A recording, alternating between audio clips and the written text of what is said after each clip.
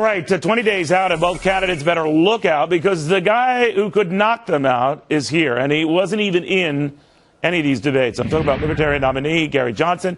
He's gaining some support in some pivotal states. In fact, he's on 48 state ballots, and that could swing the whole race. Whether or not he wins, just the effect he has in those states. Governor, good to have you.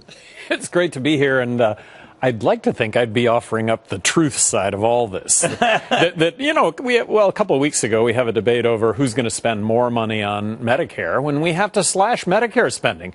It's a benefit that you and I pay $30 for and get a $100 benefit. By extension, we pay $30,000 into a benefit that we collect $100,000 for. So it's would not Governor Johnson kill Medicare? Not kill it, no, but balance the federal budget now. That's I promised to submit a balanced budget to Congress in the year 2013. Couple that with eliminating income tax, eliminating corporate tax, and replacing it with what? Well, a federal consumption tax. One federal consumption tax. In this case, I'm embracing the fair tax. I think that's the answer. And you don't think that would put a chill on the economy?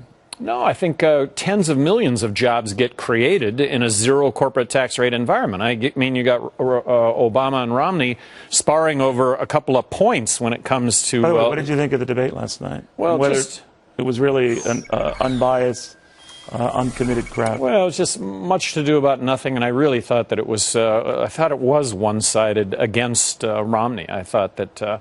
And Romney made some terrific points when it came to dollars and cents. I thought he crushed Obama when it came to dollars and cents. The polls seem to bear that. On economic issues, most say he won handsomely. I think if given a head... Well, no, I think if given a head-to-head with Romney, I think I beat Romney on dollars and cents. If given a head-to-head on Obama on social issues, I think I beat Obama on social issues. Which is why, depending on the state, Governor, you hurt one or the other. I want to get to New Hampshire first, where you're on the ballot, where you, in a race that has the two major candidates almost even, could tip it either way to the other guy.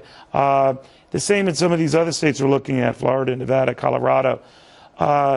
Here's the traditional argument. You hurt Mitt Romney more than you do Barack Obama. So 5 states have actually put this to the test. And New Mexico, Colorado, Nevada, I take more votes away from Obama.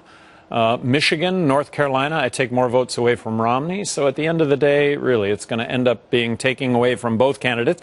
And I'm making the case... But you could be like in 2000 what Ralph Nader was. He was barely a blip, but in Florida he might have flipped it. Well, so how many states do I flip for Romney because I take votes away from Obama? I mean, it's the same situation. You don't buy the argument that you flip more states hurting Mitt Romney than the president. I take more into you know what I'm believing is that if people vote their conscience, if people vote for the person that they think is really going to do the best job, and I'm making that case that that's me, that ultimately that's how we change the system, is voting for who we believe in as opposed to... I think you could cross the 2.75% threshold of Ralph Nader. The question is, could you ever get the 19%, I think, in 1992 that Ross Perot got? Well, if I was, arguably right now I'm at 5-6%. Let me point out. Yeah, let me point out the obvious. Do you hear my name every 6 times you hear Obama's name 45 times? Not even close. Not even remotely close. If I was just given the due that I've earned to this point, I think I might be the next president of the United States because of the focus on what I have done. Well, I think the problem is we have several third-party candidates. You have a Green Party, right? Yeah. Well, do we have to coalesce around a third party, period? Well, no, I think that this is, speaking with that broad brushstroke, I think the majority of Americans are fiscally responsible. I think they're socially accepting. Where does that get represented by either the Republicans or the Democrats? Democrats are horrible on dollars and cents. Republicans, I think, are horrible when it comes to civil liberties. And then they're not so good in the categories that they're supposed to be good on. The debate that ended the other night between Ryan and Biden, Ryan says, hey, we're going to increase spending by 3%. They're going to increase spending by 4.5%. What's the big deal? I am it is weird. Generalizing here. But the smiling Biden thing creep you out? Oh, it creeped me out. Yeah. It was one of those like a funhouse type of a deal. It was one of those debates that if you listened to it on the radio, I think you might have come away believing that Biden won, but watching it on television, see the Freddy Krueger smile. It was horrible. Very, very good stuff, Governor. I'm kidding. I'm going to see the Biden family calling, but it was creepy. That's just me.